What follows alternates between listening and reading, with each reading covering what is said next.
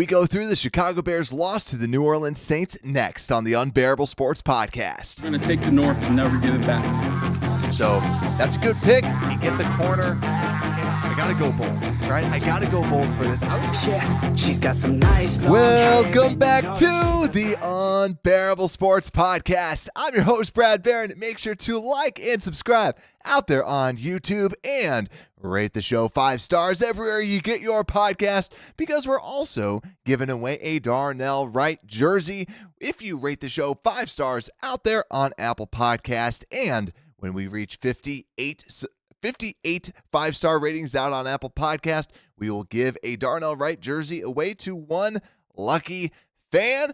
Ladies and gentlemen, it's another loss. We're 2-7. But today we are going to be breaking down all the things that you need to know, some of the good and some of the bad, because I don't know how everyone else feels, right? Let me know down below how you feel after this loss, but this is so pitiful. But this is one of the losses that we were actually able to enjoy the game. I think that the Bears look good, except for all the dumb mistakes. It's all these dumb mistakes. We had way more penalties. We had way more turnovers. And we only lost by 7 points. That's the frustrating part about this, is you had a fairly good game, but it's that team aspect, all the stuff that Matt Eberflus tries to push and tries to instill with this hits principle that just does not seem to go into fruition with this team, where we had more penalties, we had more turnovers, we didn't get turnovers, and ultimately we end up losing the game. But I'm already jumping into it a little bit too fast. But let's get started. Let's start talking about just some of the stats at a glance. So Tyson Bagent started the game for the Bears at quarterback, 220 passing yards for him, 2 touchdowns, 3 interceptions, was sacked twice for a QB rating of 65.3. On the ground, rushing the football, the Chicago Bears had 156 yards. That was one of our big keys. They went with the ground game and 4.9 yards a carry. Receiving the football, Darnell Mooney, 82 yards, and Cole Kmet, 55 yards and 2 touchdowns. And DJ Moore, only 3 catches for 44 yards. But then if we flip over to the Saints side, we only allowed 214 passing yards total, but 3 touchdowns and 0 sacks. And running the football, they had 3.2 yards a carry. Pretty good for the Bears. We only allowed 87 yards. And 52 of those were Taysom Hill, who averaged 4.7 yards a carry. So let's get started. Let's break this down and talk a little bit about this game. And to me, it starts with Tyson Bagent. And the question, we talked about this last show, is this the last of Tyson Bagent? Because a lot of signs point to Justin Fields starting next week on Thursday Night Football, the Panthers versus the Bears, the battle for Caleb Williams, so to speak. I want to see Justin Fields out there. I think we're all ready to see Justin Fields out there.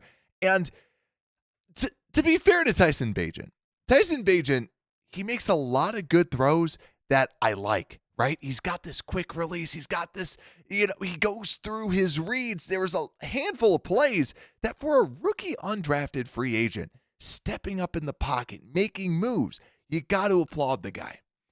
But the turnovers, it just seems right now he does make a lot of these turnovers, puts the ball into harm's way. I don't have the numbers up right now because I know PFF, it usually takes them a while, but I'm curious to see the number of turnover-worthy plays. It seemed like there was a handful that he did throw. And when we look at the passing chart, 3 interceptions, 2 of them kind of happening in the middle of the field, the other one out on the side.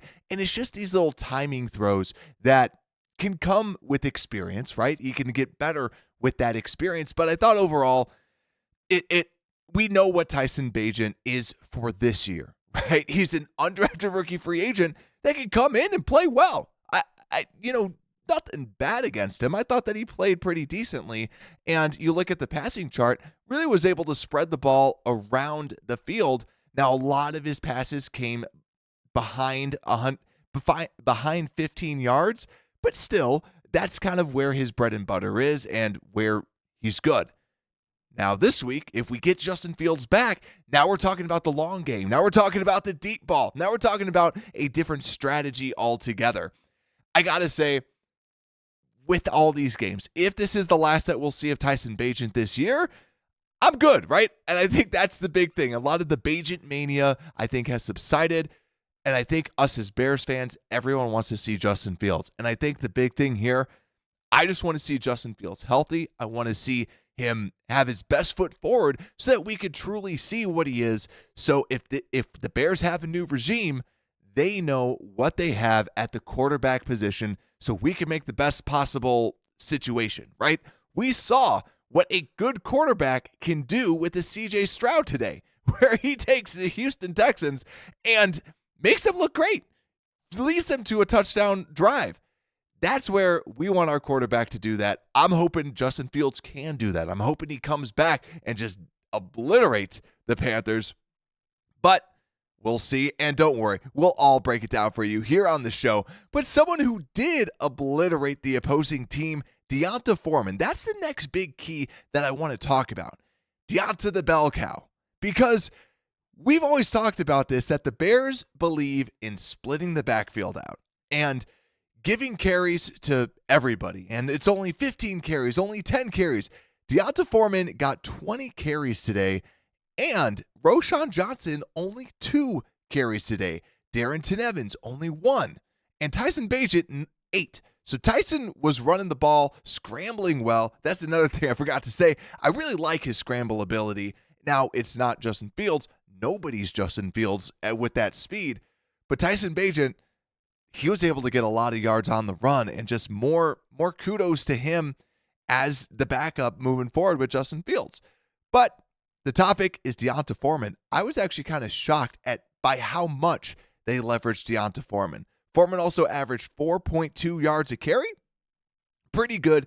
New Orleans Saints, like we said in the preview, averages around 4.3 yards a carry with this defense. So Foreman kind of getting the average, but Roschon Johnson only averaging 3 yards a carry, but yet again, two carries overall for the day. And I just want to say that this is impressive. D'Onta Foreman was someone who was a healthy scratch a couple weeks ago, and now he's someone that is getting the bulk of the carries and seen as the bell cow. Now, the question that I pose to you, the people of YouTube, to say down in the comments below in the podcast land, think about it to yourself, whether you're at work or something. But who do you think is going to be? Do you still think that Khalil Herbert is the person moving forward to start at running back? Or do you think that D'Onta has really kind of proven himself as as a number one running back that can really kind of battle Khalil Herbert? Let me know what you think, because personally, I think if anything, what he has shown is that he can carry the football and he can do well. I still think that Khalil Herbert is the number one because of the difference that he brings to the running back room. Now, what I think this does mean is, can Foreman be that third down guy? Because it seems like the rookie, Roschon Johnson, is the better third down player. I think all that this really means, if I was to bet on it, I think that Herbert still number one, but I think that Foreman now really takes a lot of the Roschon carries and is really that 1B to Khalil's 1A.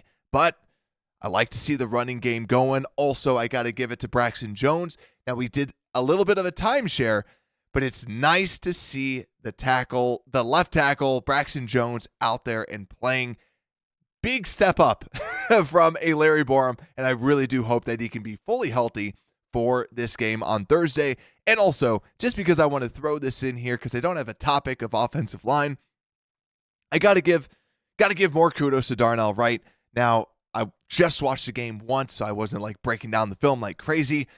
But I do think that Darnell Wright, every time I watch him, he looks good and he looks solid. And as a rookie, that's enough. He's PFF's number one rated tackle. And all the stuff that we talk about, polls about making some bad decisions and being, him being the guy in the trenches and what has he done? This is the second consecutive year that he's drafted the number one tackle, the number one graded tackle according to PFF. Last year, Braxton Jones was number one, And this year, right now, Darnell Wright is number one. And I just want to give him some credit because in a year of disappointments, it's nice to know that the Bears at least have kind of this young offensive line core. So I hope that Nate Davis could potentially come back too, so we can see more of this offensive line.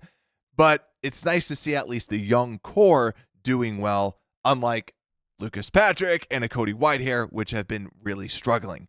But let's not talk about struggles. We already know that the Bears lost. Let's talk about some of the highlights, and actually we'll talk about one wide receiver that is on everyone's nerves. But let's talk about the good receivers. Kmet, Darnell Mooney, good games. It was great to see Darnell Mooney have a great game. He broke tackles. It wasn't just him getting wide open plays.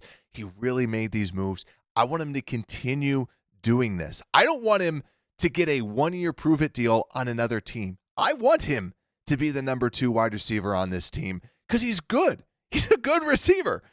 Why is he not getting the ball more? It was nice to see him getting the ball today, and I want him to be a Chicago Bear. I love Darnell Mooney. I want to see him here. I want to see him here for a good price. I don't want him to try and get a prove-it deal somewhere else, so it's nice to see him have these games. And Cole Kmet is, to speak fantasy football terms, I've never seen a tight end more boom or bust than Cole Kmet, where he's either not in the game plan whatsoever from a receiving perspective, or the dude just goes off. And he had an incredible catch in the end zone and another good catch. Like, he just was playing very solid, very well. And that contract looks better and better and better that we were able to give out to Cole Kmet. A good blocker and shows good receiving. Yeah, he's not Travis Kelce. He's not going to be this superstar tight end, but he's going to give you performances like this where he makes big plays, makes big blocks, and it's great to see from a Cole Kmet. But yeah, just overall with the offense, it was a solid performance. It was a good performance, but the turnovers, you can't turn the football over this much and expect to win. You need to crack down on that. We saw DJ Moore fumble the football as well. Like, you need to crack down on these turnovers because you're not going to be able to win this way. And the Saints, they go for these turnovers. They are a good defense, and they were able to take advantage of the rookie and just overall with the Chicago Bears. But the one wide receiver I want to talk about, though, is Velus Jones. I have not been on the camp of you have to cut this guy until now. Like, it's getting to the point where it's the Amir Smith-Marset where you're like, okay, the face mask, I get it's not really fully on him, but it's a bad look. Then you see the screen pass, the ball goes to him, and it was this close to becoming a fumble. It's what do you do? And it's so hard to have faith in this guy who just doesn't seem to know how to put it all together. And when he was drafted, I was critical of the move because I liked other players. And Velus Jones, to me, was not a wide receiver. He was a playmaker. So drafting him in the 5th round was a good idea. But in the 3rd, when you need wide receivers, drafting someone who wasn't a wide receiver, that's where it's a little hard to kind of digest. So Velus, I don't know how you discipline him. They need to discipline him some way because you just can't trust the guy. And it seems like he's not being used as a gunner anymore. So I don't really know what he's doing on this team, quite frankly. But let's go over to this defense. And I got to say, this defense did hold them to some pretty low yards. Like we said, 3.2 yards a carry. Alvin Kamara, 2.9 yards a carry. Jamal Williams, 2 yards a carry. So your running backs, you did well defending the run. It was Taysom Hill, like the trickeration, those types of plays that the Bears really struggled against. And I get it. It's something that you don't normally see, but you should at least game plan around. Taysom Hill is going to be doing something, and Taysom Hill absolutely destroyed the Bears on this defense. He had 1 touchdown pass. He ran for 52 yards for 4.7 yards a carry. He also caught a touchdown, had 4 receptions in this game. So Taysom Hill went off against the Bears, and I think that's the frustrating part. When you have a snow that's looking next week to say, how can we game plan? The Bears seem very unprepared when it came down to Taysom Hill, which is just disappointing. Yet again, You want to be the most disciplined team. We pride ourselves in being disciplined, but there's no discipline. There is no discipline. We were able to stop the good running game.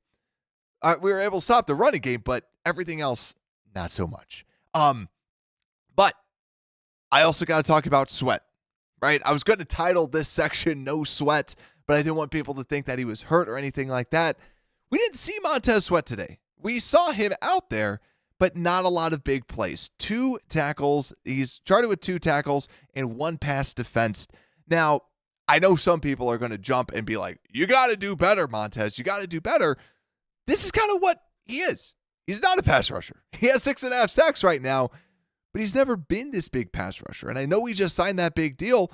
That's where, if you listen to the show, you know my thoughts on him. He's a very good player. He's going to give you good production down in and down out. But he's not going to get a bunch of sacks. He's not going to absolutely take over. He's not that type of a player. That's why I was hoping that his deal was a little bit under $20 million. The 25, I haven't shared my thoughts. It is an overpay, right? Am I bummed? Am I going to be sad or depressed about it? No. Get good players, right?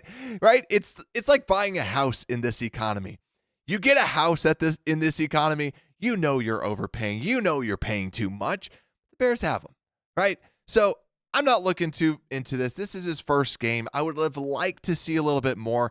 He was also going against Ryan Ramczyk for bulk of the game. When he was going against Andres Pete on the left-hand side, he was doing a little bit better from what I was seeing. But yeah, I want to see more out of him, but I do like to see the running game doing a lot better with him out on that field. But also too, kudos to the cornerbacks. I thought that they held their own against these good corners. When I'm just scanning this, Chris Olave, only 46 yards and 6 receptions. But then, yeah, going through, Michael Thomas, no catches. And Rashid Shaheed, 3 catches for 22 yards. Overall, I thought that they played pretty well. But speaking of playing well, I got to give credit to these Wisconsin linebackers, right? You know this. I'm from Wisconsin, big Badger fan, and it's nice to see them doing well. And speaking of contracts, it makes you kind of go, why did we get Edmonds, right? It kind of makes you second guess Tremaine Edmonds. The people I was watching the game with were going, this is kind of what we were hoping for. We were hoping for TJ Edwards and Jack Sanborn, and they played well. TJ Edwards, 15 tackles, Jack Sanborn, 10 tackles overall. And I thought that they played well. They held down the middle well. But overall, just want to give them a little bit of kudos. We saw Sewell out there for a handful of snaps, so it was nice to at least see the rookie. But this is where, it's too late with Tremaine Edmonds, but this is where you didn't really need to pay all that money for a linebacker. I thought that they looked good against this offense, but we'll see if they have to keep this next week as well against the Carolina Panthers. But overall, though, I got to say with this defense, I thought the defense played well. I thought that they were able to hold them, obviously to 24 points when you turn the ball over, 5 times? I thought that they held their own. I thought they did solid. You just want to see them game plan better against Taysom Hill. And also, this is an offense that gives up sacks. We did not get a sack today. We got 2 quarterback hits. That's the thing that's really frustrating. And as I'm watching, I was watching it with Johnny PayPal for those that that have watched the show for a while.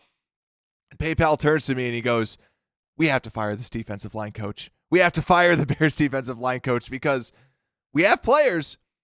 Why aren't we getting to the quarterback? We paid people. We got to do something out there with this defensive line. Is it because the lack of a 3-tech, right? What's the reason? We need to be doing better out there. We need to be better. So, what is next for our Chicago Bears? And for those watching, look at this lovely man. Justin Fields should return on Thursday. We'll break it all down for you this week.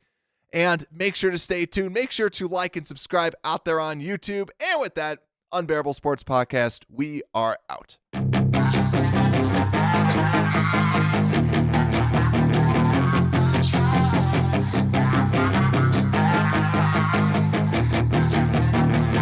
Yeah, she's got some nice long hair and